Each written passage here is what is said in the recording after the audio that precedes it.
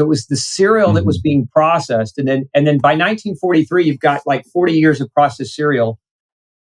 The U.S. government steps in and bans the sale of processed grain unless you add vitamin B1 and vitamin B3 and other vitamins to it, because it was responsible for about 9,000 malnutrition deaths per year. The cereal industry kind of tried to erase that, because what they said, instead of saying eat our cereal, instead of saying don't eat our cereal, it will kill you, they said eat more of it now because it's fortified with vitamins and minerals. So you know how marketers do, they get a hold of something and they make it sound better than it is. And if you go back in as a kid when you grew up and you remember the commercials, the cereal commercials, what did they say? They didn't say eat cereal as your balanced breakfast. They said it's part of a balanced breakfast. It's because they couldn't say it's a balanced breakfast because it would malnourish you. So it was a play on words that they used. It was a very successful campaign, along with Tony the Tiger and Lucky Charms and all the other cartoon caricatures that were aimed at targeting to your kids.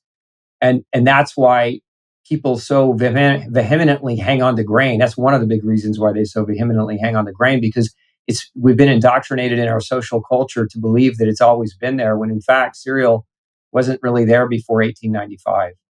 So if you look at quantitatively the calories in the U.S. alone, 50% of the calories in the U.S. diet is wheat.